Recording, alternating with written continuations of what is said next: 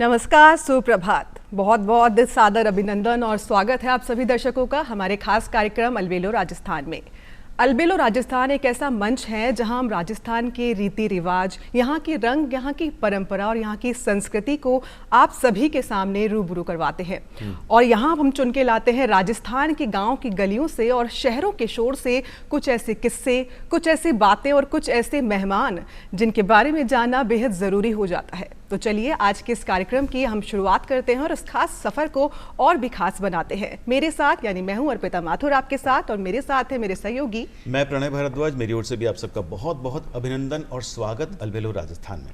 अर्पिता, आपने राजस्थान की गलियों में घुमाने की जो सुबह सुबह कोशिश की है ना, मुझे राजस्थान के व्यंजनों की खुशबू आ गई क्योंकि बारिश का समय है, बहुत प्यारी प्यारी सी बूंदें गिर रही हैं और ऐसा लग रहा है कि जितने भी बावड़ियाँ हैं, जितने भी तालाब हैं, वहाँ जाके पिकनिक मनाई जाए और खूब सैर सपाटा किया जाए। और आज तो आपने साड़ी भी बहुत शानदार पहनी है, ऐसा लग रहा है आप पिकनिक पे जाने वाली हैं। बात तो सिर्फ मैंने की है।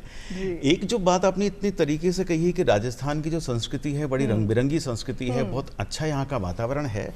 सब कुछ होते हुए बिना अर्पिता कुछ चीजें ऐसी हैं जो गलियों में छिपी पड़ी है। अच्छा, वो क्या है? उन पे से पर्दा हटाना जरूरी है क्योंकि हम दबी जुबान पे बात तो करते हैं लेकिन खुल के नहीं कह पाते, इसलिए खुलना बहुत जरूरी है क्योंकि खुलने से समस्या का समाधान आसानी से हो जाता है।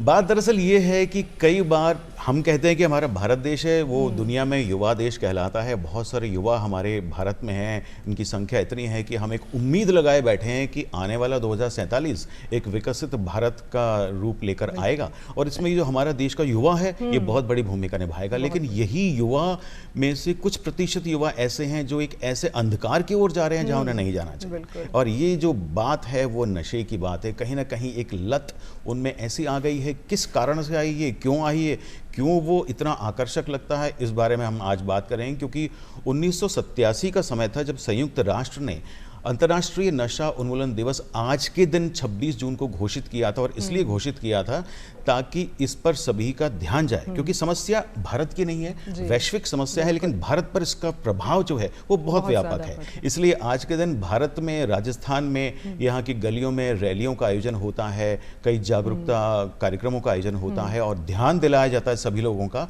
कि नशा एक ऐसी चीज है जिस पर हम बात नहीं करना चाहते क्योंकि कहीं ना कहीं हमारे घर से जुड़ी है, हमारे समाज से जुड़ी है। हम डरते हैं कि खुल के कैसे कहें। तो इस बारे में बात करने के लिए आज जो मेहमान हमारे साथ हैं वो इस मामले में दक्ष हैं, इस बारे में बहुत अच्छी जानकारी दे सकते हैं।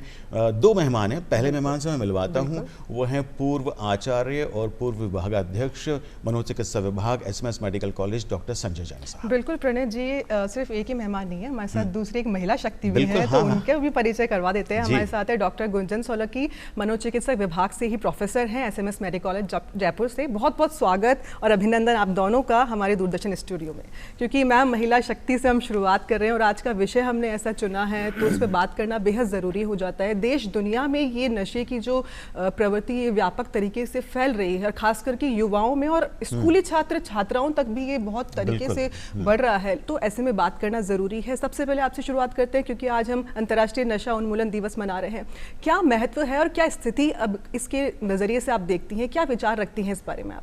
देखिए, आज के परिप्रेक्ष्य में आज के इस दिवस की बहुत ही ज़्यादा सामयिक और ये विषय बहुत ज़्यादा प्रासंगिक है क्योंकि नशा मुक्ति मतलब कि जो नशा है या नशे की आदत है जिसको लोग केवल आदत समझते हैं, वो केवल आदत नहीं है। वो एक समय पे जब लगातार लोग लेते रहते हैं तो वो एक बीमारी का रूप ले लेती है।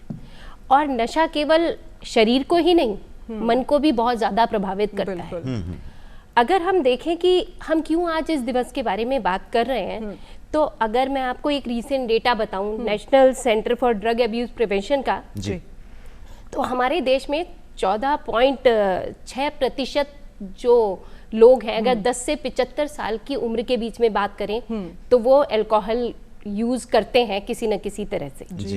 और उनमें से भी जो है वो करीब उन सारों में से अगर हम देखें तो 20 से 30% लोग जो हैं उस पर डिपेंडेंट कहते हैं हम। डिपेंडेंट का मतलब इतना ज़्यादा नशा हो चुका है कि उसका इलाज बहुत ज़्यादा ज़रूरी है। वो शारीरिक और मानसिक रूप से बहुत ज़्यादा प्रभावित कर रहा है और व्यक्ति जो है वो कहीं ना कहीं मृत्यु की राह पे भी निकल चुका है। बिल्कुल। इसके सिवा हम दूसरा हम कॉमन देखें तो जो है टोबैको है। टोबैको इससे भी कहीं ज़्यादा है। जी, जी। इससे भी कम से कम दुगने व्यक्ति जो हैं वो टोबैको पे डिपेंडेंट है। टोबैको यानी चाहे सिगरेट समझ लो, चाहे आप तंबाकू खाने वाला समझ लो, गुटखे समझ लो, किसी भी फॉर्म में वो यूज़ किया जाता है। इसके सिवा 3.1 करोड़ लोग जो हैं वो कैनबिस, गांजा, भांग या इसके दूसरे प्रोडक्ट्स जो हैं वो यूज़ करते हैं। और उसमें से करीब करीब 2.8% लोग जो हैं वो कैनबिस पे भी निर्भर हो जाते हैं। और अफीम की बात करें, जो सबसे ज़्यादा जिसको कि कंट्रोल हमारी गवर्नमेंट करना चाहती है, वो जो कि सबसे ज़्यादा इलिसिट ड्रग्स में आता है, उसको हम देखें तो उसमें 2.06% है लोग जो कि यूज़ करते हैं। और इसमें डिपेंडेंस बहुत ज़्यादा है, इसमें से 80% लोग उस पर डिपेंडेंट होते हैं। तो हम ये समझ सकते हैं कि सबसे ज़्यादा जो घातक, जिसमें कि डिपेंडेंस की आदत ज़्यादा है, जिसको छोड़ना सबसे ही ज़्यादा मुश्किल है, वो अफीम और उसके प्रोडक्ट्स हैं। क्योंकि अफीम का यूज़ एक डबल एज स्वॉर्ड की तरह है, मतलब दो धारी तलवार है। क्योंकि ज़रूरत है इसलिए कि मेडिसिनल यूज़ बहुत ज़्यादा है। बहुत सारी मेडिसिन हैं, खांसी की दवाएं हैं, दर्द की दवाएं हैं, जिसका कि वो इंटीग्रल पार्ट है। और इवन कुछ एनेस्थेटिक एजेंट्स भी हैं जिसमें कि वो यूज़ होता है। जी। तो उसको कंट्रोल करना एक्चुअली गवर्नमेंट के लिए सबसे ज़्यादा डिफिकल्ट टास्क हो जाता है, क्योंकि आपको अलाउ भी करना है, लिमिटेड अलाउ करना है, उसके बाद आपको उसको कंट्रोल करना है। इसीलिए जब इलिसिट ड्रग ट्रैफिकिंग की बात करते हैं तो मेनली हम अफीम और उसके प्रोडक्ट्स की बात करते हैं, क्योंकि उसकी वो ज़्यादा है। इसके सिवा एक और नशे के बारे में बात करूंगी, वो है सिडेटिव्स, मतलब नींद की दवाइयाँ। डॉक्टर ने प्रेस्क्राइब कर दी एक लिमिटेड अमाउंट, उस वक्त उनको यूज थी, फिर डॉक्टर को दिखाया नहीं, अब अपनी तरफ से ही खरीद के उसको खा रहे हैं और उस पर डिपेंडेंट होते जा रहे हैं। इतना कि जितना मेडिसिनल यूज है उससे 20 टाइम्स ज्यादा वो यूज कर रहे हैं। और उसके भी बहुत घातक परिणाम होते हैं, क्योंकि मेंटल हेल्थ भी अफेक्ट होती है, फिजिकल हेल्थ भी अफेक्ट होती है, और आपके दिमाग की सोचने समझने की क्षमता उसमें काफ़ी कम हो जाती है जब आप इस तरह की दवाइयाँ यूज़ कर रहे हैं। जी। इसके सिवाय क्योंकि मैं चाइल्ड और एडोलेसेंट साइकियाट्री भी देखती हूँ, इसलिए अभी जो रीसेंट एक डेटा और है जो इसी साइट पे अवेलेबल है, वो ये है कि 1.17% के आसपास एडोलेसेंट्स जो हैं वो इनहेलेंट अब्यूज कर रहे हैं। इनहेलेंट मतलब ग्लू स्निफिंग। और ये देखा गया है कि उससे डेथ तक हो जाती है, क्योंकि वो एक बैग में लेकर और फिर उसको इनहेल करते हैं, ऑक्सीजन डेफिशिएंट हो जाती है। और वो जो नशा है वो दिमाग में जो एक वाइट मैटर कहते हैं हमारे ब्रेन में, मतलब जो कनेक्शन है ब्रेन के, उनको डैमेज कर देता है। जी जी जी। और उसका नशा क्योंकि वो आसानी से अवेलेबल है, उसको कंट्रोल करना बहुत मुश्किल है, क्योंकि ग्लू जो है वो डे टू डे की यूज की चीज है। जी। इस तरह के पदार्थ जो है उनका वो इंक्रीज हो रहा है। दूसरा, वो बहुत सस्ती है, इजीली रीचेबल है, इजीली अवेलेबल है, तो सब्सटेंस उसका भी बहुत बढ़ रहा है। और ओपियोइड यानी कि जो अफीम वगैरह के प्रोडक्ट हैं, अल्कोहल है, टोबैको है, इनके लिए तो हमारे पास मेडिसिन अवेलेबल हैं। लेकिन ये वो सब्सटेंसेज हैं जिनके लिए कोई स्पेसिफिक मेडिसिन मैनेजमेंट के लिए अवेलेबल नहीं है। जैसे डॉक्टर गुंजन, आपने बहुत सही आंकड़ा सामने प्रस्तुत किया है, और तरह तरह के अपने नशे के जो तरीके हैं जो युवा लेना पसंद कर रहा है उसके बारे में बताया।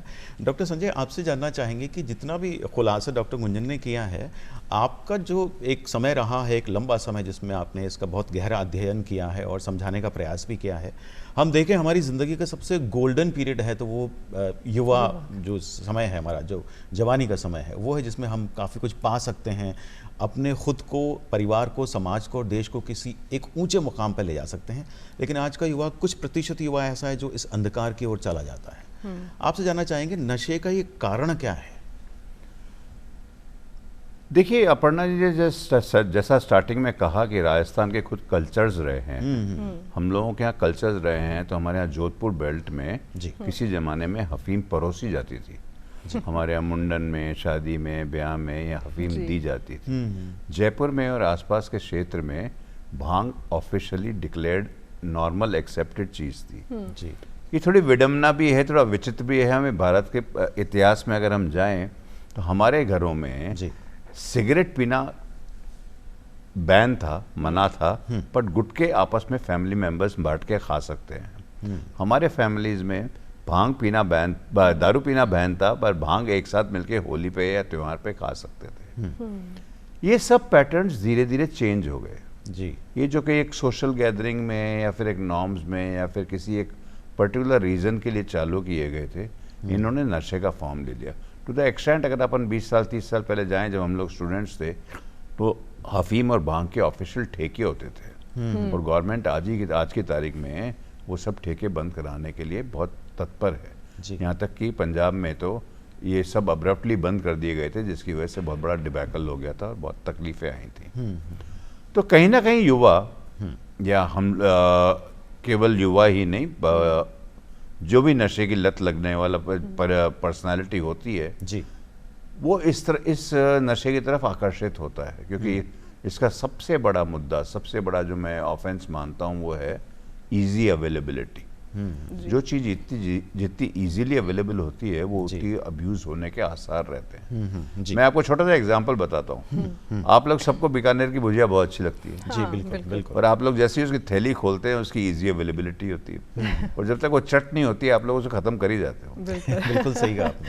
तो ये इजी अवेलेबिलिटी, तब आप उसको रोकने के लिए क्या करते हो कि यार इसको हटाओ सामने से। हाँ, इसीलिए ऐसे ही जो लोग इजी अवेलेबिलिटी के चक्कर में घरों में हफीम रखी हुई है, घरों में रोज भांग पिसती है, घरों में पान लगता था, जर्दा अवेलेबल है, ये चीज़ें हमने हमारी आंखों से देखी हुई हैं। बिल्कुल सही। और उनको ही जब बच्चा किसी कारण से, कोई एकाकीपन की वजह से, या फिर उसकी किसी भी चीज़ को देखते हुए उसकी कोई क्वालिटी को पकड़ के उसके अब्यूज में चल जाता है, तो एक लत का शिकार हो जाता है।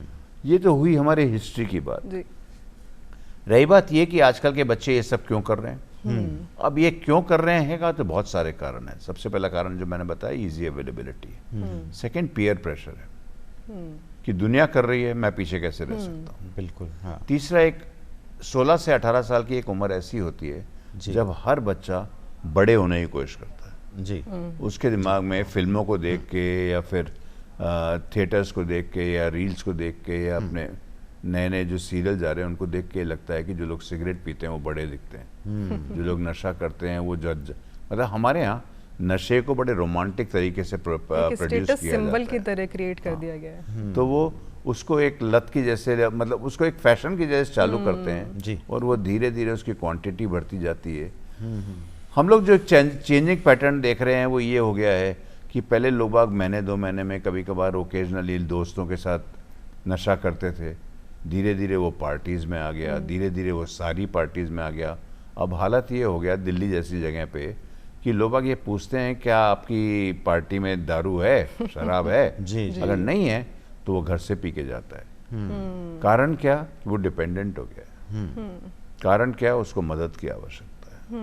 बहुत सही बात। जब आपका कोई भी दिन ऐसा नहीं निकले कि जब आपको उसकी जरूरत नहीं पड़े या उसकी तलब नहीं लगे, तो आप डिपेंडेंसी कैटेगरी में आ जाए। बिल्कुल डॉक्टर गुंजन, क्योंकि डॉक्टर संजय ने जिस तरीके से बताया है कि ये पहले से जो चली आ रही है, मतलब पहले के लोग भी ये सब करते थे, एक ऐतिहासिक और धार्मिक महत्व से भी जुड़ा रहा है, लेकिन अब जो बदलाव युवाओं में आ रहा है उसको गलत तरीके से प्रिटेंड करके उसको एक्सेप्ट कर लिया गया है, तो उसमें किस तरीके से बदलाव किया जाए? क्या कुछ फ्यूचर हो सकता है कि युवाओं की जो मेंटालिटी है उसको बदल दिया जाए? युवाओं की मेंटेलिटी बदलने के लिए सबसे पहले तो हमें जो है वो उनको बहुत ही अर्ली एजुकेट करना पड़ेगा। ज़्यादातर हमारे एजुकेशन ग्रुप्स क्या है, जब वो एडोलेसेंट हो जाते हैं 15-16 साल से ज़्यादा उनकी एज हो जाती है जी। लेकिन अगर आप देखेंगे तो अर्लीस्ट यूज़ तो 9-10 ईयर्स में स्टार्ट हो जाता है।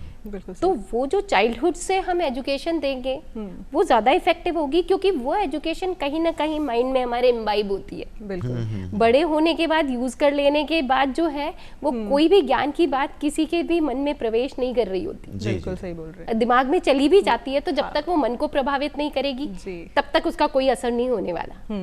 इसलिए सब्सटेंस अब्यूज की भी जो इंफॉर्मेशन है, जो नॉलेज है, जो एजुकेशन है, वो स्कूल में अर्ली एजेस से स्टार्ट होनी चाहिए।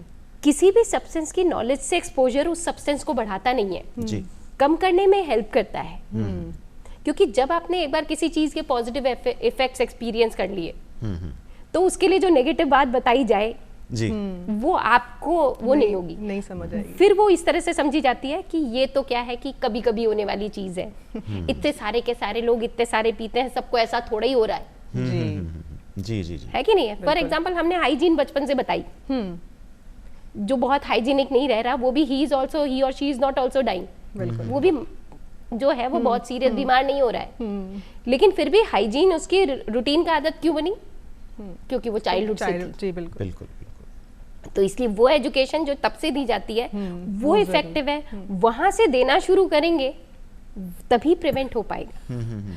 दूसरा जहाँ मैं एक और चीज कहना चाहती हूँ, एडोलेसेंट्स में जो ये बढ़ रही है, सोशली बहुत ज्यादा एक्सेप्ट हो गई है। मतलब इतना कि जो स्कूल की फेयरवेल पार्टीज होती हैं, सो कॉल्ड अच्छे स्कूल्स की, हाँ जी, हाँ जी। उनमें कहने को 18 ईयर्स से पहले अल्कोहल सर्व नहीं की जा सकती। जी जी जी। लेकिन वो बच्चे कितने हैं, 16-17 ही है। हाँ बिल्कुल। उन पार्टीज में भी अल्कोहल है।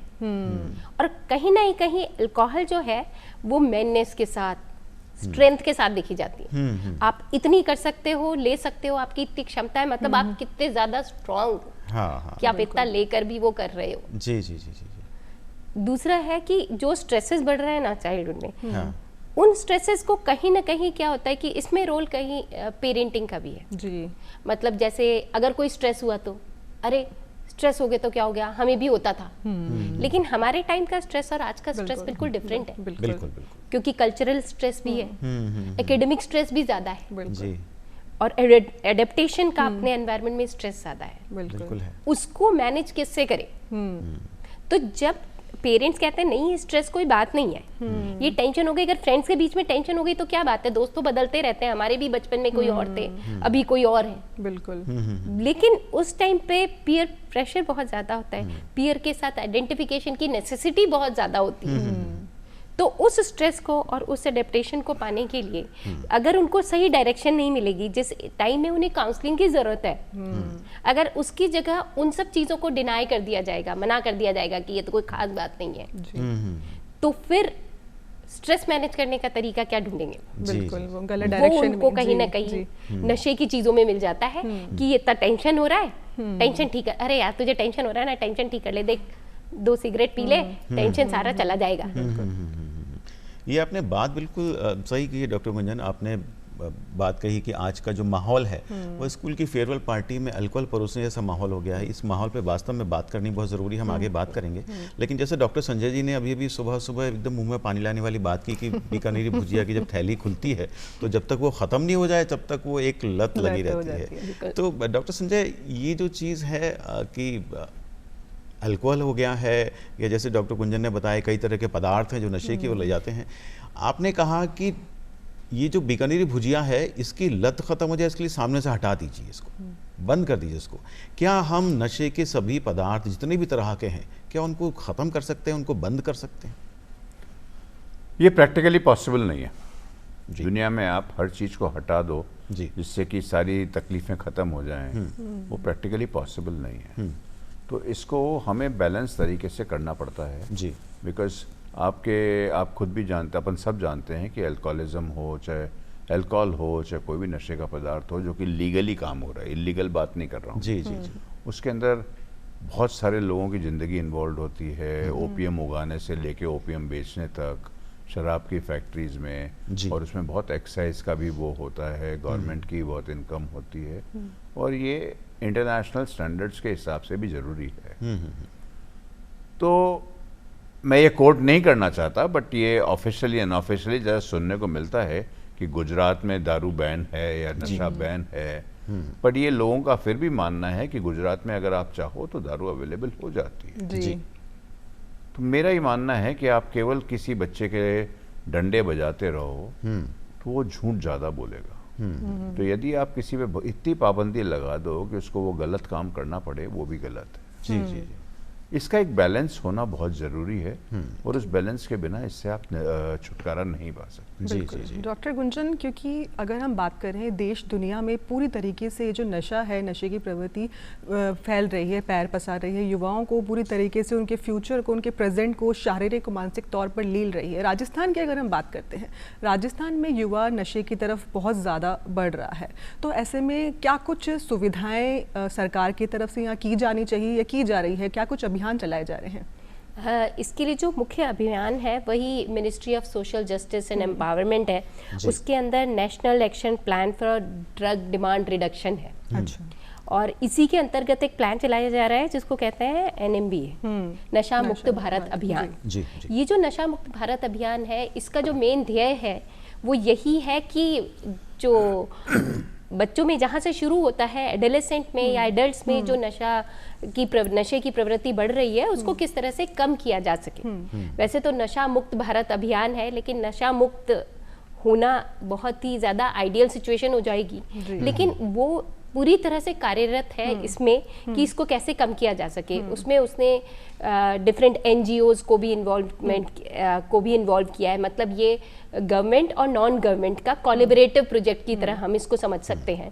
इसमें डिफरेंट मैन पावर की ट्रेनिंग मैन पावर की इसलिए कि जो पेरीफेरी में डॉक्टर्स हैं, स्टाफ है, हमारे जो आशा सहयोगिनियाँ हैं, या इन सबको भी ट्रेन किया जा सके, जिससे कि वो ये पहचान सकें कि कौन से लोग हैं जो कि कौन से व्यक्ति हैं जो कि ले रहे हैं या उनको ज़्यादा है, जिससे कि उनको जो सुविधाएं हैं वो पूरी उपलब्ध कराई जा सके।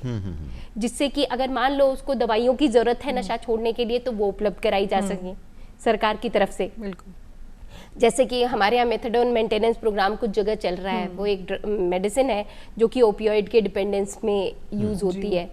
तो उस तरह से वो जो मेडिसिन है या कोई और भी तरह की जो मेडिसिन है उनको अवेलेबल कराया जा सके, उनको सही जगह पहुंचाया जा सके जहाँ की वो हेल्प ले सके, उनकी काउंसलिंग की जा सके, उसमें काउंसलर्स की और इन सब मैन पावर की ट्रेनिंग भी इंक्लूडेड है। ट्रेनिंग के सिवाय जो है आइडेंटिफिकेशन और फिर उनकी एक्चुअल काउंसलिंग, जिससे कि वो उसको छोड़ने के लिए वो हो सके। जिसमें एक मुख्य जो होती है वो मोटिवेशनल ट्रेनिंग है। मोटिवेशन मतलब वो एक पर्टिकुलर थेरेपी ही है, वो ऐसे नॉन स्पेसिफिक नहीं है, बहुत स्पेसिफिक थेरेपी है, जिससे कि व्यक्ति जो नशे पे पूरी तरह निर्भर हो चुका है वो ये समझने लगे कि उसको नशा छोड़ना है। तो तभी वो नशा छोड़ने के लिए बाकी दवाएं लेगा, क्योंकि अगर व्यक्ति मोटिवेटेड ही नहीं है तो हम कुछ भी कर लें। अगर वो मोटिवेटेड नहीं है तो हम चाहे दवा दे दें, जी उससे कुछ होने वाला नहीं है। तो उसके लिए पर्टिकुलर उस काउंसलिंग पे उसमें बहुत एम्फेसिस है। ब्रीफ इंटरवेंशन कहते हैं, जिससे कि तुरंत उसके साथ इंटरवीन किया जा सके, उसको बताया जा सके, अगर उसको भर्ती होना है तो उसके लिए उसको सहयोग दिया जा सके। इस तरह से करके उसमें वो प्रोग्राम 2020 से चल रहा है, अगस्त 2020 से वो अभी उसमें है, प्रभावी है। जी। और लेकिन क्योंकि जो भी रिजल्ट्स आएंगे इट विल टेक टाइम। बिल्कुल बिल्कुल। क्योंकि नशा छोड़ना केवल एक आदत छोड़ना नहीं है कि मैं रोज बैडमिंटन खेलती हूँ, मेरे घुटने में दर्द हो गया तो अब मैंने बैडमिंटन खेलना छोड़ दिया। ये जो है ये वैसी आदत तो है नहीं। ये जो है वो एक बीमारी का रूप ले लेती है अल्टीमेटली। तो उसमें क्या है कि पूरे के पूरे जीवन में ही परिवर्तन चाहिए, जीवन शैली में परिवर्तन चाहिए। आप एक चीज जो मजा दे रहे हो उसको हटा रहे हो, तो आपकी जीवन शैली में आपको दूसरा पॉजिटिव चीजें जो आपको वो मजा दे वो सम्मिलित करनी पड़ेगी। ऐसा नहीं हो सकता कि हमने कहा कि तुझे स्ट्रेस है या तुझे मजे के लिए अल्कोहल लेनी है, अब तू इसको बिल्कुल छोड़ दे क्योंकि ये तुझे नुकसान कर रही है। तो फिर क्या होगा, स्ट्रेस वहीं का वही है। वहीं का वही। लेकिन हमें उसको मैनेज करना सिखाना पड़ेगा। जी। तो हमें अंडरलाइन जो भी कारण है, जो कम से कम वो जो हम मॉडिफाई कर सकते हैं, जिनको हम बदल सकते हैं, उन पे फोकस करना पड़ेगा। तो वही इस पूरे के पूरा जो ये प्रोग्राम है नशा मुक्त भारत अभियान, इसका अल्टीमेट जो गोल है वो यही है कि हम किस तरह से उनकी जीवन शैली में और पूरे में परिवर्तन कर सकें। डॉक्टर गुंजन, आपने बड़ा अच्छा खुलासा किया नशा मुक्त भारत अभियान के तहत। और इससे पहले जो बात आपने अंडरलाइन की थी वो थी स्कूल की फेयरवेल पार्टी में अल्कोहल सर्व होना। आज सुबह मैं और अर्पिता अपने स्कूल के दिनों को पता नहीं क्यों याद कर रहे थे, और अगर हम देखें तो हम चारों के स्कूल का ज़माना अलग अलग रहा है, और वो बड़ा जोशीला ज़माना रहा है, बड़ा क्रिएटिव माहौल रहा है स्कूल का, और हमने क्या क्या कुछ कर गुजरना है। एक रंगीन सपने थे उस समय, हम किशोर अवस्था से जवानी की दहलीज पर हम जा रहे थे। वो एक समय था और आज भी वो समय है। लेकिन आपने जो एक गंभीर बात बताई है कि फेयरवेल पार्टी में इस तरह की चीज़ें जारी हैं, डॉक्टर संजय, ये जो चीज़ डॉक्टर गुंजन ने बताई है कि फेयरवेल पार्टीज़ में आप भी देखते हैं, आपके ज़माने, आप आज के ज़माने में भी, आपका स्कूल का ज़माना आज जो जी रहा है, जो आज के बच्चे हैं वो भी फेयरवेल पार्टीज़ में जा रहे हैं। आप क्या कहना चाहेंगे कि इस तरह की फेयरवेल पार्टीज़ होनी चाहिए? क्या स्कूल प्रशासन को इस पर रोक नहीं लगानी चाहिए? क्या ये चीज़ खुल के सामने आई है तो सभी के सामने है, क्या इस पर रोक लगाना संभव नहीं है? मैं पहले भी मैंने आपको कहा संभव हर चीज़ है, बट अगर कोई बालिग है और बालिग होने के बाद अगर स्कूल की पार्टीज हो रही है, जी, तो उस पर आप कितनी रोक टोक लगा सकते हैं, ये मेरे समझ के परे है। जी। स्कूल प्रेमिसेस में ये सब नहीं होना चाहिए, बिल्कुल सही बात है। स्कूल के शाम को अगर कोई पार्टी होती है, अगर उसमें अभिभावकों की परमिशन है, स्कूल को कोई आपत्ति नहीं है, बच्चों को कोई प्रॉब्लम नहीं है, कोई प्रॉब्लम नहीं है जी। अब आपने जमाने की बात कर दी, हमारा जमाना आपका जमाना। जी। हमारे जमाने में ये चीज़ें दिमाग में नहीं आती थी। जी बिल्कुल सही कहा आपने। हाँ, हमें शायद उस समय याद ही नहीं है कि हमारे दोस्तों में से कोई अगर फेयरवेल पार्टी है तो कोई एक आधा एक बियर भी लेके आ जाए। जी। आजकल तो बोतलों की बातें होती हैं, कोई एक पर्टिकुलर बियर में एक घूंट भी कोई पीने के लिए। उस जमाने में पैटर्न्स अलग थे, बिल्कुल। उस जमाने में सोशल नॉर्म्स ज़्यादा थे और उस समय ये चीज़ें दिमाग में ही नहीं आती थी। जी। और मैं आपको सोशल नॉर्म्स की जहाँ तक बात कर रहा हूँ ना, ये नशा, ये जो लत लगती है, ये सोशल नॉर्म्स पे बहुत डिपेंडेंट होती है। आपके परिवार की टीचिंग कैसी है, प्रीचिंग कैसी है, और इसमें एक सबसे बड़ा रोल था जॉइंट फैमिली का। जॉइंट फैमिली में आपको चलते फिरते कोई ना कोई सुनने वाला मिलता था। सुनने वाला, उन सुनने वालों में से ही कोई ना कोई आपकी काउंसलिंग का काम करता था। जी। और मैं आज आप सबको इसी चैनल के माध्यम से बताना चाहता हूँ, इन सब बीमारियों का इलाज एक ही है, बात करें। बिल्कुल। यदि आप खुल के बात करेंगे और आपको कोई सुनने वाला मिल जाएगा तो आपकी 80% प्रॉब्लम सॉल्व हो जाएगी। कितनी सही बात है। बिल्कुल सही, क्योंकि और तो वो जो जमाने का डिफरेंस था, उसमें जॉइंट फैमिली का भी डिफरेंस था, क्लोजनेस भी बहुत थी, पास पास घर थे, शहर के मकानों में रहते थे, छतें अटैच थी, बहुत चीज़ें चेंज हुई। और ये सोशल मीडिया जहाँ तक हो सकता था, ये अनअवॉइडेबल चीज़ें हैं, ग्रोथ है ये।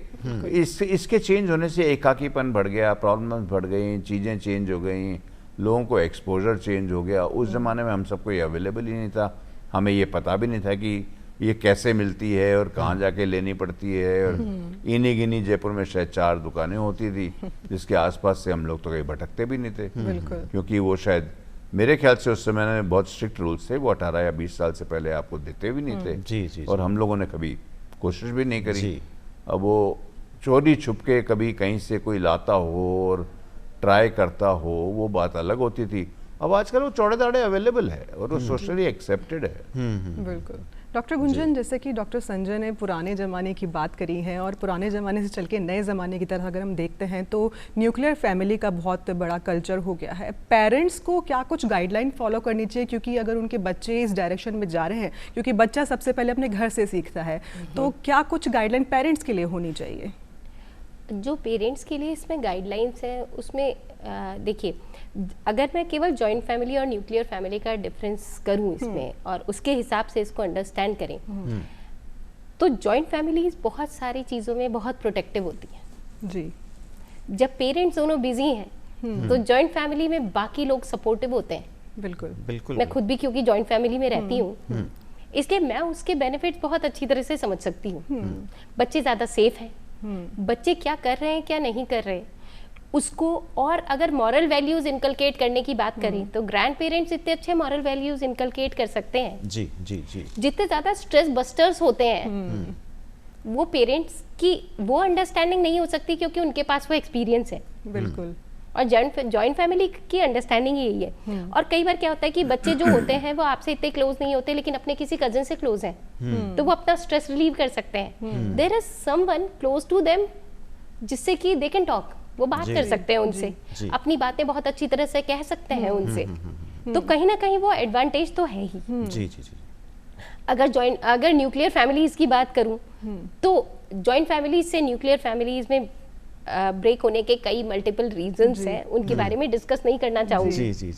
लेकिन कुछ जगह पे अगर मल्टीपल पेरेंट्स हो गए, बच्चे के बिहेवियरल प्रॉब्लम्स है और मल्टीपल पेरेंट्स हैं कि सारे ही लोग उसकी पेरेंटिंग कर रहे हैं अलग अलग तरीके से, सब अलग अलग उसको वो दे रहे हैं, क्या कहते हैं, अलग अलग इंफॉर्मेशन दे रहे हैं जो कि कॉन्ट्राडिक्टरी है, एक दूसरे से अलग है, तो फिर वही चीज नुकसानदायक भी हो सकती है। तो इसलिए क्या है, एवरीथिंग नीड्स अ बैलेंस। हाँ, बिल्कुल सही कहा आपने। तो इसलिए क्या है, बैलेंस ज़्यादा ज़रूरी है। इसके सिवा मैं एक बात और एम्फेसाइज करूंगी, जो मैंने कहा तब की बोला था कि स्कूल के फेयरवेल पार्टीज में जो अल्कोहल के लिए बात की है, mostly out of school farewell parties होती हैं। जो फेयरवेल पार्टीज स्कूल में हो गई, स्कूल तो स्ट्रिक्टली वोंट अलाउ जी, लेकिन बाहर स्कूल का कंट्रोल नहीं होता है जी। और ये क्या है, इसीलिए बहुत सारे स्कूल्स में वो लोग क्या करते हैं, एक फॉर्मल पार्टी है जो कि स्कूल में हो गई, जो स्कूल यूनिफॉर्म में है जी, और एक वो अपनी इनफॉर्मल पार्टी रखते हैं, वो कहीं ना कहीं कल्चरली सैंक्शनड है। जी, जी, इसमें rather than पेरेंट्स school का से भी इसमें रोल होता ही है, क्योंकि पेरेंट्स का भी इसमें रोल होता है। अगर पेरेंट्स प्रॉपर गाइडेंस में बच्चों का देख रेख करें, किस तरीके से काउंसलिंग करनी चाहिए बच्चों की, अगर बच्चे के बिहेवियर नोटिस करें तो इसको चेंज कर सकते हैं। बिल्कुल जी। क्योंकि अर्लीस्ट इंडिकेटर क्या होता है कि वो मैनेजेबल होते हैं। जब अर्लीस्ट हमें पता चला है कि बच्चा शायद ले रहा हो सकता है जी, तो उसकी काउंसलिंग करवाना, किसी और से दिखाना। और ज्यादातर क्या होता है, अगर लग गया ना तो तूने ये ले रहा है, तू ये कर रहा है, तू जिंदगी बर्बाद कर लेगा। अगर आपने पहले ही उससे नेगेटिव कह दिया तो अब वो कितना डिस्क्लोज करने में जी, जी, जी, सक्षम रहेगा। जी, जी, जी, अगर आपको पहले ही डरा दिया जाए कि तू तो ऐसा कर रहा है, तूने तो हमारे खानदान की नाक कटा दी, जी, एग्जैक्टली। तू वो करेगा, तो फिर बच्चा बताएगा क्या? जी, जी, डॉक्टर गुंजन, तो parent child relationship, doctor Gunjan, आपने भी कहा, डॉक्टर संजय ने भी कहा कि एक प्रेशर की बात हुई है। प्रेशर जो बन रहा है अलग अलग तरीकों से बन रहा है। कभी पढ़ाई का प्रेशर है, कभी समाज का प्रेशर है, कभी घर का प्रेशर है, और कभी एक स्टेटस सिंबल जो हम मेंटेन करना चाहते हैं उसका प्रेशर है। लेकिन इस बात में एक चीज़ निकल के आती है, जो उन्मुक्त वातावरण में जो पहले हम चले जाते हैं, फिर वापस आते हैं और फिर एक नए एहसास से परिचय होता है, फिर हम उस उन्मुक्तता के कारण उसके बारे में बात नहीं कर पाते, जैसे डॉक्टर संजय ने कहा कि बात की जाए। तो अर्पिता, मैं आपसे जानना चाहूँगा, एहसास की बात की है, कभी आपको मोहब्बत हुई है? बिल्कुल हुई है। देखिए, इस एहसास से हर कोई गुजरा है। जी। दिल की बात उस वक्त दिमाग कुछ और कहता है, दिल कुछ और कहता है। अगर आज का युवा मोहब्बत कर लेता है या हो जाती है मोहब्बत, और ऐसे में कुछ को तो मंजिल मिल जाती है तो वो खुश हैं, लेकिन फिर भी वो बावले हो जाते हैं क्योंकि फिर भी उन्हें कुछ दिखाई नहीं देता। लेकिन कुछ लोग ऐसे भी हैं जिन्हें वो मंजिल नहीं मिलती है, ऐसे में वो अवसाद का शिकार होते हैं, डिप्रेशन का शिकार होते हैं, कहीं ना कहीं उनको कोई सहारा चाहिए होता है, तो वो एक नशा बड़ा अच्छी तरह से आकर्षित कर लेता है, वो उसकी कैद में चले जाते हैं। मैं डॉक्टर गुंजन और डॉक्टर संजय, आप दोनों से जानना चाहूँगा कि ये जो एक मुद्दा है युवावस्था का, कि प्यार होना और वो उसकी मंजिल को पाना या नहीं पाना एक अवसाद का कारण बन जाता है और फिर वो नशे की ओर जाते हैं। आप लोग क्या कहना चाहते हैं? देखिए, इसको अपन दो में डिवाइड करते हैं जी। एक नॉर्मल सिचुएशन है, एक एबनॉर्मल सिचुएशन। एबनॉर्मल सिचुएशन मतलब किसी बीमारी की वजह से आपने कोई नशा करना चालू किया। जी। ये फैक्ट है कि डिप्रेशन को एलिविएट करने के लिए लोग नशे का सहारा लेते हैं। ये फैक्ट है एंग्जाइटी को ख़त्म करने के लिए लोग नशे का सहारा जी, लेते जी, हैं। बट ऐसे बहुत सारे हमारे पास जब कोई पेशेंट आता है तो हमारा जो फर्स्ट उससे वो इंटरेक्शन होता है, तो हम इवेल्युएट करते हैं कि इसके पीछे कोई हिडन साइकेट्रिक प्रॉब्लम तो नहीं है, जी, जी, इसके पीछे कोई साइको स्ट्रेसर तो नहीं है, जी, या कोई और कारण है। तो अगर इसको अपन दो में डिवाइड करें तो इसमें बहुत क्लियर कट डिमार्केशन आ जाता है कि अगर कोई डिप्रेशन की वजह से, एंग्जाइटी की वजह से, बाइपोलर डिसऑर्डर की वजह से, या कोई साइकोपैथिक स्टेट की वजह से अगर ये इस चीज़ का शिकार हो रहा है, तब तो हमारे लिए काम इजी हो जाता है। अच्छा। आप पीछे वाला जो घाव है उसको ठीक कर दीजिए, आपकी बीमारी ठीक हो जाएगी। बिल्कुल बिल्कुल, हाँ। बट वो इतना इजी होता नहीं है। बट जो दूसरे वाले पेशेंट्स आते हैं जिनके पास ना कोई राइम और रीज़न नहीं है, वो शराब क्यों पी रहे हैं, उनकी लत कैसे लग गई, दोस्तों में लग गई, इजी अवेलेबिलिटी की वजह से लग गई, कोई बात करने वाला था नहीं था इसलिए लग गई, या जो वर्ड है स्ट्रेसर कि पढ़ रहे हैं स्ट्रेस हो गया, खेलने गए हैं स्ट्रेस हो गया। मैं आपको एक बहुत अच्छे खिलाड़ी का नाम कोट करना चाहता हूँ जी। श्री कपिल देव जी का नाम आपने सबने सुना होगा। बिल्कुल बिल्कुल सुना। मैं थोड़े दिन पहले कमेंट्री सुन रहा था और वो लिटरली अपने बाल नोच रहे थे कि मैं खिलाड़ी का नाम नहीं लूँगा, कि वो इस टूर्नामेंट इस मैच में नहीं खेल रहा, वो रेस्ट कर रहा है, ये वो इसमें नहीं कर रहा, वो रेस्ट कर रहा है। किसी ने बताया वो बहुत स्ट्रेस में है कि किसी की बैटिंग इसलिए इम्प्रूव नहीं हो रही कि वो उसको स्ट्रेस हो जाता है जी। तो कहता है भाई स्ट्रेस तो हमें भी होता था। हाँ। और क्या उस जमाने में स्ट्रेस नहीं होता था? क्या हम नहीं खेले? तो ये कंपैरिजन्स आते हैं। स्ट्रेस पहले भी था, स्ट्रेस अभी भी है। स्ट्रेस पहले रिलीव करने के तरीके दूसरे थे। अब उनमें से एक बहुत इजी अवेलेबल तरीका ये मिल गया है कि हम किसी प्रकार का नशा कर लें जिससे हमारी एंग्जाइटी कम हो जाए, हमारा डिप्रेशन कम हो जाए, और उस नशे के बहाने हो सकता है हमारी 2-4 जनों से मुलाकात भी हो जाए, और वो नहीं हो और जिस दिन नहीं होती है फिर हम अकेले बैठ के नशा करते हैं। जिस दिन आदमी अकेला बैठ के कोई भी नशे का सेवन करने लग गया, वो फर्स्ट इंडिकेशन है कि वो एडिक्ट बनेगा। जी बिल्कुल। क्योंकि प्रणय जी, क्योंकि जैसा कि डॉक्टर संजय ने बताया कि स्ट्रेस कम करने के और भी तरीके होते हैं, आपका तरीका क्या होता है? क्या आप फोन देखते हैं जब आपको स्ट्रेस होता है? नहीं, सोशल मीडिया देखते हैं? नहीं, डॉक्टर संजय ने एक बहुत अच्छी बात कही कि बात की जाए। मैं लोगों से मिलना पसंद करता हूँ, बात करना पसंद करता हूँ, अपनी चहेती जगह पर जाकर उस चीज को देखना पसंद करता हूँ जो मुझे आकर्षित करती है, इससे दूर रहने के लिए। वैसे कभी मैं इस दौर में कभी गया नहीं, ईश्वर ना करे। लेकिन प्रणय जी, क्योंकि आज का युवा जो है स्ट्रेस कम करने के लिए फोन का इस्तेमाल सबसे ज्यादा करता है, सोशल मीडिया का। इंटरवीन करूंगा कि अगर स्ट्रेस रिलीव करने के लिए अगर आप फोन का इस्तेमाल कर रहे हैं तो वो भी एक तरह का एडिक्शन है। बिल्कुल। और युवा इस तरफ बहुत ज्यादा जा रहा है। सोशल मीडिया आप देख लीजिए, इंस्टाग्राम, फेसबुक जो है कंटिन्यू रील्स चलती रहती हैं, तो मुझे लगता है वो भी एक बहुत बड़ा रीजन हो सकता है। आप क्या विचार रखती है इसमें डॉक्टर गुंजन? आपकी बात जो है वो बिल्कुल सही है जी। आजकल ज्यादातर, जैसे मैं क्योंकि चाइल्ड एंड एडोलेसेंट साइकियाट्री मैंने बताया था, वो भी मैं हमारे हॉस्पिटल में देखती हूँ, उसके ओपीडी भी। तो हमारे पास बहुत सारे पेशेंट्स आते हैं, बहुत सारे बच्चे आते हैं ऐसे पेशेंट, जिसमें एडोलेसेंट्स में पर्टिकुलर इंटरनेट एडिक्शन बहुत कॉमन है, बिल्कुल रेयर नहीं है। और जब इतनी अर्ली एज में, चाहे वो एडिक्शन किसी भी टाइप का हो, चाहे वो सब्सटेंस का हो, यानी कि अल्कोहल, ओपियोइड वगैरह का हो, चाहे वो इंटरनेट का हो, एडिक्शन जो होती है ना, वो आपकी मानसिकता बदलने की पूरी क्षमता रखता है। और इसलिए क्या है कि वो आपकी पर्सनालिटी में, आपके व्यक्तित्व में परिवर्तन कर देता है। तो जब वो एडल्ट होते हैं तो उनकी पर्सनालिटी में इम्पल्सिविटी होना, उनकी पर्सनालिटी में दूसरे नशों की प्रवृत्ति होना, वो बढ़ जाती है। दूसरा क्या है, इंटरनेट एडिक्शन को छोड़ना सबसे डिफिकल्ट है, क्योंकि उसके लिए केवल काउंसलिंग है।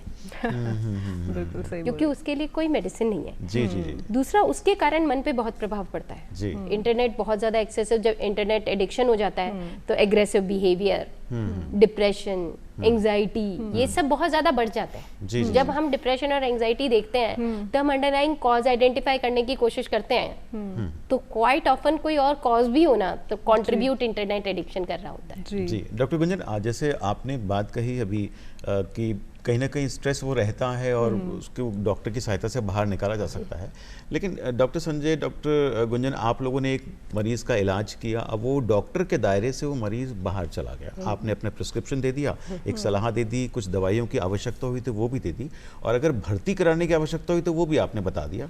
अब वो आपके दायरे से बाहर चला गया, एक परिवार में चला जाता है। परिवार के तमाम सदस्य जो इस मानसिकता से नहीं गुजर रहे, उन्हें एक अलग सी मानसिकता को संभालने की एक ज़रूरत देखनी पड़ती है कि कैसे संभाला जाए। एक परिवार कैसे सहायता कर सकता है अगर उसका कोई सदस्य किसी भी तरह का नशा करने लगा है, या मैंने अपनी प्यार मोहब्बत की बात की, उसमें डिप्रेशन में चला गया और उसने किसी और चीज़ का सहारा लिया, आप परिवार को क्या संदेश देना चाहेंगे? परिवार को जो संदेश देना चाहते हैं वो ये है कि जब शुरुआत होती है किसी भी नशे की, तो वो इच्छा से होती है, आदत से होती है, लोगों के साथ से होती है। लेकिन जब व्यक्ति बहुत समय तक नशा करता रहता है तो वो केवल आदत नहीं रहती, वो बीमारी हो जाती है, क्योंकि लगातार नशा दिमाग में ऐसे परिवर्तन करता है कि इंसान नशे की अवस्था में ही सोच पाता है, काम कर पाता है। नहीं लेता तो उसको बहुत विड्रॉल सिम्टम्स आते हैं, सबके अलग अलग हैं, वो आते हैं, वो बहुत परेशान होता है। तो इसलिए उसके प्रति भी एक बीमार व्यक्ति जैसा सहानुभूतिपूर्ण रवैया रखेंगे तो बेहतर होगा। अब आप ऐसे मतलब कि एक परिस्थिति देखिए कि एक व्यक्ति है, वो नशे की, उसने 2 बार पहले भी नशा छोड़ा और उसके बाद वापस शुरू हो गया, क्योंकि जैसे मैंने बताया इलनेस है और रिकरिंग इलनेस है, मतलब एक बार छोड़ता है फिर वापस होता है फिर छोड़ता है, वो उसकी की मतलब की जो कोर्स है वो ऐसा ही होता है। तो फिर घर वाले अगर ये कहेंगे छोड़ तो दिया है, अभी तो देख अब पता नहीं कितने दिन चलेगा, तू तो ज्यादा दिन रुक तो सकता नहीं है, बिल्कुल बिल्कुल, बिल्कुल है ना, हाँ। और तूने ये क्या, ये तो शराबी है, ये हाँ। तो क्या ही करेगा, तो उसके अपने घर के ही सारे निर्णय में जो उसका से होनी चाहिए थी, उसका मान होना चाहिए था, वो नहीं रहता। बच्चे भी उसका वो रेस्पेक्ट नहीं करते, तो उससे क्या है कि आगे नशा लेने की प्रवृत्ति बढ़ती है। जी। तो अगर फैमिली सपोर्टिव होगी, समझेगी और हेल्प करेगी, तो फिर चांसेस जो है कि दोबारा वो वापस उसी नशे की प्रवृत्त होगा, वो कम हो जाएगी। और इसीलिए हम जब ट्रीटमेंट करते हैं तो हम फैमिली इंटरवेंशन भी करके भेजते जी जी जी। डॉक्टर संजय, आपसे जानना चाहेंगे, जो डॉक्टर गुंजन ने अभी भी कहा कि एक व्यक्ति नशे का आदी है, अब वो छोड़ना चाहता है, किसी न किसी तरीके से उसको एक विरोधाभास का सामना करना पड़ता है कि शायद तुम ऐसा नहीं कर पाओगे, लेकिन एक व्यक्ति यदि नशा छोड़ सकता है और वो छोड़ चुका है, तो क्या उसे वो खोई हुई सामाजिक प्रतिष्ठा या पारिवारिक प्रतिष्ठा वापस मिल सकती? देखिए, सबसे पहले जो आपका प्रीवियस वाला क्वेश्चन था, मैं उस पर आता हूँ। जी। किसी भी डी एडिक्शन प्रोग्राम में, किसी भी डिटॉक्सिफिकेशन प्रोग्राम में फैमिली थेरेपी का बहुत बड़ा रोल है। उस फैमिली थेरेपी में जितना टाइम हम पेशेंट को देते हैं काउंसलिंग के लिए, उतना ही पेशेंट्स के अटेंडेंट्स को टाइम देते हैं, बिकॉज कहीं ना कहीं इंटर फैमिलियल कॉन्फ्लिक्ट्स बहुत रेज हो जाते हैं। जी जी। वो जब इतने लंबे टाइम से नशा कर रहा होता है तो कई तरह की गलत फहमियाँ हो जाती हैं, कई तरह की नाराज़गियाँ हो जाती हैं। तो जो हमारा बेसिक मकसद होता है फैमिली को समझाने का, वो यही होता है कि आपका बेटा या आपका लाडला या जो भी कोई एडिक्ट हो गया है, वो कोई क्रिमिनल नहीं है जी, और नशा एक तरह की बीमारी है। और जिस समय ये चीज़ उनके समझ आती है तो उनका एटीट्यूड चेंज करना हम लोगों के लिए बहुत ज़रूरी होता है कि कभी कभी ये बीमारियां आ जाती हैं, और इसमें आपको जितना सपोर्ट आप देंगे, जितना आप बच्चे को टाइम देंगे, उतना इससे निकलने की वो है प्रॉब्लम, वो ईजी हो जाएगी। द राह विल बी ईजियर। अब आपका जो क्वेश्चन था कि जो बाहर निकल के जो लोग क्लीन भी रहते हैं, वो अपने आप को सोसाइटी में नॉर्म्स में एडजस्ट कर पाते हैं या नहीं जी, इसके अगेंस्ट भी सेम चीज़ें होती हैं। फैमिली कितनी अच्छी तरह उसको एक्सेप्ट करती है, फ्रेंड्स उसको कितनी तरह से एक्सेप्ट करते हैं। जी। हम लोग अपने रोज़ की प्रैक्टिस में देखते हैं कि जब कोई पेशेंट डी एडिक्शन वार्ड में भर्ती होता है, उसके सैकड़ों फ्रेंड्स उससे मिलने आते हैं। अच्छा।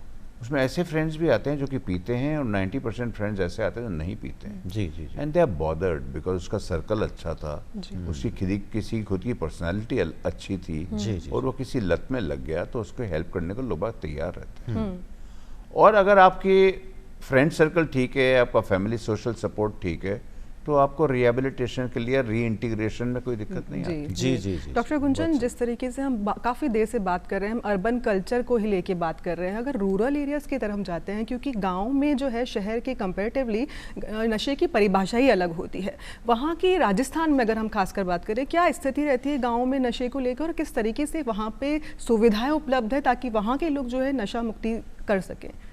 देखिए, जो गांव के परिप्रेक्ष्य में अगर हम बात करें तो नशे की प्रवृत्ति में बहुत ज़्यादा फर्क शहर और गांव में नहीं मिलता है। जी। केवल नशा कौन सा करते हैं उसमें फ़र्क है जी। कि आपको वहाँ पर अल्कोहल कम और अफीम, भांग, उस तरह की चीज़ें जो है वो ज़्यादा मिलेंगी, पर्टिकुलरली उन एरियाज़ में जहाँ की नेशनली, मतलब कि जो नेशनल नारकोटिक्स कंट्रोल ब्यूरो और वो है, उनके हिसाब से जो कुछ अमाउंट अलाउड है जी, जहाँ कल्टीवेट करते हैं, है ना।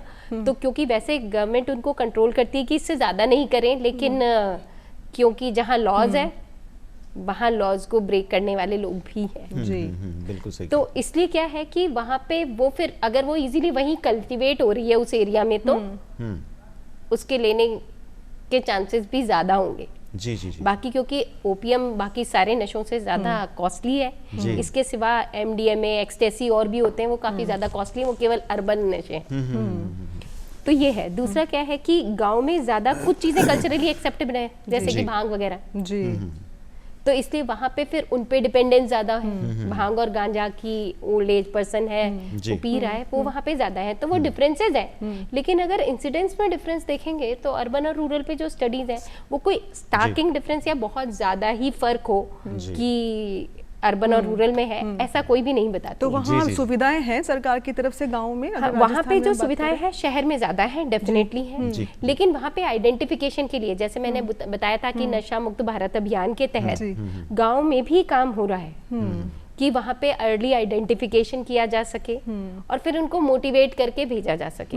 हालांकि वो अभी बहुत ही अर्ली स्टेज में है, लेकिन स्टार्ट हो रहा है। दूसरा क्या है कि जो भी वहाँ पर डॉक्टर्स हैं, जो भी जैसे पीएचसी है, सीएचसी है, वो भी आइडेंटिफाई करते हैं। उनके पास जो पेशेंट आते हैं ब्रीफ इंटरवेंशन, उनको भी उनके लेवल पे भी किया जा सकता है। और फिर जो पूरे तरह के जैसे पूरा ही डिपेंडेंट है और उनको होल एंड सोल पूरा थेरेपी चाहिए, कि जिनको कंप्लीट थेरेपी की जरूरत है, कि जिनको बहुत ही स्पेसिफिक थेरेपी जिसको हम रिलैप्स प्रिवेंशन कहते हैं, उनकी अगर जरूरत है तो वो लोग रेफर कर सकते हैं। जी जी जी। और क्योंकि यहाँ पे भी गवर्नमेंट उसमें तो फ्रीली अवेलेबल है। जी जी बिल्कुल। और क्योंकि मनोचिकित्सा केंद्र में तो एडमिट होते हैं तो वहाँ पे तो खाना भी सुबह शाम और वो पेशेंट का अवेलेबल है, तो उनके लिए बहुत कॉस्टली नहीं होता है हमारे यहाँ ट्रीटमेंट करना, क्योंकि मेडिसिन भी ज़्यादातर फ्री अवेलेबल है जो उसके लिए चाहिए। देखिए, आप लोगों ने रिहैबिलिटेशन सेंटर की बात की जहाँ पर नशे की लत से छुड़ाने की एक कोशिश की जाती है, काफ़ी हद तक कामयाबी मिलती है, तो ये बहुत अच्छी बात है। अभी 4-5 दिन पहले हमने 21 जून को अंतर्राष्ट्रीय योग दिवस मनाया और हर साल ये मना भी रहे हैं। माननीय प्रधानमंत्री महोदय की अच्छी पहल है और इस पहल के चलते पूरे विश्व जो है आज योग के कई आसनों को सीख चुका है और उसमें जा कर के वो अपनी कई चीज़ बुरी आदतों को छोड़ चुका है। आप दोनों से जानना चाहेंगे कि क्या आपने अपने समय में जितने भी जो पेशेंट्स आए आपके सामने, क्या उनको योग की तरफ जागरूक करने का प्रयास किया कि इस विधा से भी योग करके भी आप अपने नशे को छोड़ सकते हैं? आप बताएं डॉक्टर संजय। योग का एक बहुत बड़ा रोल है जी, और केवल योग का ही नहीं, मेडिटेशन का, किसी भी फॉर्म एक्सरसाइज, किसी भी फॉर्म में एक्सरसाइज का या किसी भी स्पोर्ट का जी, किसी भी नशे से बचने का, किसी भी लत से बचने का बहुत अच्छा रोल है। मैं आपको एक छोटा सा एग्जाम्पल बताऊं। हमारे स्कूल में, जब हम स्कूल में पढ़ा करते थे, तो हमारे स्कूल में पेरेंट टीचर मीटिंग में हमारे फादर प्रिंसिपल खड़े होके ये माइक पे बोला हुआ है उन्होंने कि अगर आप अपने बच्चे को किसी तरह की लत से बचाना चाहते हैं तो उसको किसी गेम एंड स्पोर्ट्स में डाल दीजिए। वो गेम एंड स्पोर्ट्स में इतना बिजी हो जाता है कि जो शाम का टाइम होता है, जिस समय आपको स्टैचू सर्कल जाने का मन करता है या फिर आपको दोस्तों के साथ बैठ के कोई बीड़ी सिगरेट पीने की कोशिश करने का मन करता है या और तरह के विचार आते हैं, वो सब टाइम आपका चैनलाइज हो जाता है। सिमिलरली योग एक फॉर्म ऑफ लाइफ है एंड योगा से तो लोगों को इतना बेनिफिट मिलता है कि अच्छी अच्छी बीमारियां ठीक हो जाती हैं। उससे कंसंट्रेशन इंप्रूव होता है, उससे ब्रीदिंग इंप्रूव होती है, उससे पूरे बॉडी का सर्कुलेशन इंप्रूव होता है और उससे पूरे आदमी का मेंटल स्टेटस इंप्रूव होता है। बिल्कुल डॉक्टर गुंजन, क्योंकि आपसे मैं एक सवाल लेना चाहूँगी। आप और मैं दोनों एक महिला हैं, तो महिला होने के नाते महिलाओं के लिए मेरा एक सवाल रहेगा। महिलाएं भी इस प्रवृत्ति में बहुत ज़्यादा इन्वॉल्व हो रही हैं, खासकर कि जो इंटरनेशनल कल्चर है उसको अपनाकर अल्कोहल की तरफ, स्मोकिंग की तरफ बहुत जा रही है। आप क्या संदेश देना चाहेंगी महिलाओं को और किस तरीके से वो अपने स्ट्रेस को दूर कर सकें ताकि ये सब चीज़ जो प्रवृत्ति है इसमें अपने आप को नहीं डालें? देखिए, महिलाओं में स्ट्रेस के कारण पुरुषों से थोड़ा डिफरेंट होते हैं, बिल्कुल है ना, थोड़े अलग हैं। जो उसका मुख्य है वो ये है कि उनका जो एंडोक्राइन सिस्टम है वो डिफरेंट वर्क करता है, क्योंकि महिला की लाइफ में बहुत सारे परिवर्तन आते हैं जी, है ना। अगर हम सबसे पहला परिवर्तन देखें तो माहवारी से जो शुरू होता है किशोरावस्था से, वहाँ से हार्मोनल, इसके सिवाय मैरिज वगैरह, क्योंकि एक लड़की जब मैरिज होती है तो उसका होल कल्चर चेंज होता है। बिल्कुल एक कल्चर से दूसरे कल्चर में चली जाती है, क्योंकि हर फैमिली का एक अपना कल्चर है। हम कॉमन कल्चर की बात नहीं कर रहे हैं, लेकिन है रीजन क्या, एक ही जयपुर में ही 2 फैमिलीज होंगी तो वो डिफरेंट कल्चर फॉलो करेंगी, तो वो चेंजेस होते हैं। उसके बाद प्रेगनेंसी है, चाइल्ड बर्थ है, ये, और फिर चाइल्ड की रियरिंग है, क्योंकि मदर मेन इंटीग्रल पार्ट है बच्चे को बड़ा करने में, जी जी, है ना। तो उसके कारण क्या है कि बहुत सारे स्ट्रेसेस हैं जो उसकी लाइफ में आते हैं, तो उनसे डील करने के लिए उसको बहुत सारे जो रिसोर्सेज की जरूरत होती है वो यूजुअली सोशली रिसोर्सेज ही हैं, लेकिन अगर सोशल रिसोर्सेज एडिक्वेट नहीं हो जी, या उसके लिए अंडरस्टैंडिंग नहीं हो, इसमें एक और एडोलेसेंस की एक बार और बात करूंगी, क्योंकि स्टार्ट तो एडोलेसेंस में ही हो जाती है। अगर हम अल्कोहल देखें, ओपियोइड देखें, कुछ भी जी, तो एडोलेसेंस में क्या होता है कि अब आजकल जो है वो, आपने पहले एक क्वेश्चन पूछा भी था, बॉयफ्रेंड गर्लफ्रेंड रिलेशनशिप्स बहुत कॉमन है। जी जी जी, लड़के के पेरेंट्स के लिए आज की तारीख में भी ये एक्सेप्ट करना कि उनके बेटे का कोई ऐसे गर्लफ्रेंड है, वो उनको उतना परेशान नहीं करता जितना कि अगर उनको ये पता चल जाए कि उनकी लड़की का एक बॉयफ्रेंड है, जबकि जहाँ एक लड़के की गर्लफ्रेंड है तो कोई ना कोई गर्ल तो वहाँ है, जी जी जी, है कि नहीं? बिल्कुल सही। तो उसके साथ क्या होता है कि अब वो जैसे ही घर पे पता चलेगा तो parents won't understand it. Parents उसको बाउंड्री सेट करने की जगह टोटल मना कर देते हैं और आज हमारा जो कल्चरल चेंज हो रहा है उसमें टोटल मना का मतलब है कि आप एक राइट डिनाई कर रहे हो उस बच्चे का, क्योंकि वो रिलेशनशिप कहीं ना कहीं एक एडोलेसेंट रिलेशनशिप है और उसमें वो रिलेशनशिप्स होंगी। अगर बैलेंस नहीं रखेंगे पेरेंट्स तो फिर उसकी सारी चीज़ों में रेस्ट्रिक्ट कर दिया, तू फ्रेंड्स के साथ नहीं जा सकती, तू फलाना नहीं कर सकती, और उसी घर में उसका जो ब्रदर है उसको सब अलाउड है। जी जी जी। तो ये जो आज भी जेंडर डिस्पैरिटीज है, ये जेंडर डिफरेंसेस है, ये फिर उसको लगता है, फिर इससे क्या होता है कि जब आपने टोटल किसी को बंद कर दिया तो होगा रिबेल। बिल्कुल जी जी जी। तो फिर क्या है कि फिर वो आंदोलन की तरह कर देती है। आपने बिल्कुल सही बात की डॉक्टर संजय फिर ने, अल्कोहल इसी बात पर इशारा भी किया था कुछ देर पहले, उन्होंने बताया था। डॉक्टर संजय, समय थोड़ा सा कम चला, बात बड़ी रोचक है और मैं अपने युवा साथियों के लिए सारी बातें और भी गहराई से करना चाहता हूँ, लेकिन समय की सीमा है। तो अब आखिर में डॉक्टर संजय आपसे जानना चाहेंगे कि किसी न किसी कारण की जब अति हो जाती है तब एक दिवस घोषित होता है, जैसे आज है अंतर्राष्ट्रीय नशा उन्मूलन दिवस, इस तरह के कई दिवसों की घोषणा करनी पड़ती है वैश्विक स्तर पर भी और देश के स्तर पर भी। ऐसी घोषणाएं करने की ज़रूरत ही ना पड़े, आप समाज को क्या संदेश देना चाहेंगे कि इस तरह से आगे बढ़ें, इस तरह से आने वाली पीढ़ी को गाइड करें कि इस तरह के दिवस घोषणा करने की आवश्यकता नहीं हो, एक समाज सुचारू रूप से चल सके, युवा जो है वो सकारात्मक और रचनात्मक सोच रख सके? मैं हमारे जो पुराने कल्चर्स था उसको बहुत स्ट्रांगली बिलीव करता हूँ, और किसी भी नशे को छोड़ने के लिए हम लोग एक कुछ डिटॉक्सिफिकेशन प्रोग्राम चलाते हैं, जिस डिटॉक्सिफिकेशन प्रोग्राम में ये होता है कि एक पर्टिकुलर पीरियड के लिए हम कोई नशा छोड़ देते हैं और उसमें हम ये आत्म चिंतन करते हैं कि ये क्या हो रहा था, मैं क्या कर रहा था, मैं किस लाइन पे जा रहा था। और आप मानेंगे नहीं, आपको ये विश्वास नहीं होगा कि हमारे खुद के कल्चर में ये प्रोग्राम आए दिन नॉर्मली चलता है। हम लोगों के यहाँ मंगलवार के दिन बाहर का खाना, दारू पीना, शराब पीना ये सब बंद है जी। ये कितना एक अच्छा प्रोग्राम है। हर कल्चर में कोई ना कोई ऐसा पर्व आता है, कोई नवरात्रि का पर्व आता है, कोई जैन्स में भादवे का पर्व आता है, मुस्लिम्स में कोई रमजान का पर्व आता है, ऐसे कोई ना कोई ईस्टर का आता है, कोई ना कोई ऐसे पर्व आते हैं, जबकि हर आदमी अपनी इच्छा से कोई ना कोई जो भी उसको लत लगी हुई है या जो भी कोई बाहर की चीज़ें हैं उनको बंद करता है। एंड वो बड़े प्राउडली कहता है कि जैसे आप उससे क्वेश्चन पूछो, क्या तुम नशा करते हो? कि नहीं, मैं तो नशा नहीं करता। कि तुमने कभी छोड़ी है? हाँ, मैं तो सब 15-15 दिन छोड़ देता हूँ। कि आप कब छोड़ देते हो? कि मैं नवरात्रों में छोड़ देता हूँ। तो देयर इज अ पॉसिबिलिटी कि वो रिलीजियस आदमी है, वो सोशल नॉर्म्स को एक्सेप्ट करता है, और अगर उन्हीं सब चीज़ों को थोड़ा सा एक्सटेंड कर दिया जाए तो उसको नशा मुक्ति करने में हमें दिक्कत कम आती है। बहुत सही कहा आपने जी। तो इसीलिए सबसे पहले जब हमारे पास इस तरह का पेशेंट आता है और वो मोटिवेशन कम होता है, तो हमारे जो मोटिवेशन एनहांसमेंट थेरेपी होती है उससे पहले हम हार्म रिडक्शन की बात करते हैं कि अगर आप पूरी नहीं छोड़ सकते तो वीक में 2 दिन छोड़िए जी। अगर आप 200 या 300 ml पीते हैं तो आप 100 ml पे आइए जी जी जी। ये केवल हार्म रिडक्शन का तरीका है, जबकि हम लोग जो ट्रीटमेंट पॉलिसी अपनाते हैं उसका रूल बहुत डिफरेंट है। उसका रूल है ऑल और नन। छोड़नी है पूरी छोड़ो, कम करके कभी नहीं छूटती जी जी जी। ये हम बार्गेन पे आते हैं कि अगर तुमसे ये नहीं हो रहा है तो कम से कम तुम ये तो करके देखो, जिससे कि हम एक्सपेक्ट करते हैं कि नेक्स्ट स्टेप में हम उसको मोटिवेट करके विड्रॉ करा लें। आपने बहुत बहुत उत्तम बात की डॉक्टर संजय। आज दोनों मनोचिकित्सक हमारे साथ हैं और मन की जो बात है वो दिमाग कैसे कंट्रोल कर सकता है, दिल कैसे कंट्रोल कर सकता है, और इस जीवन की क्षति को हम ना करें, उस ओर आगे कैसे बढ़ सकते हैं। आपने बहुत अच्छी बात कही। बातें करने का और भी मन है डॉक्टर संजय, डॉक्टर गुंजन, लेकिन समय की थोड़ी सीमा है। तो डॉक्टर संजय जैन और डॉक्टर गुंजन सोलंकी, आप दोनों का अलबेलो राजस्थान में आप आए, इतनी अनमोल जानकारी आपने आज की युवा पीढ़ी को दी, उसके लिए आपका बहुत बहुत दिल से आभार। हम मिलेंगे अलबेलो राजस्थान के फिर अगले सफ़र में, लेकिन आप अपने जीवन को और सुंदर बनाइए। जीवन बहुत अच्छा है, बहुत खूबसूरत जीवन है।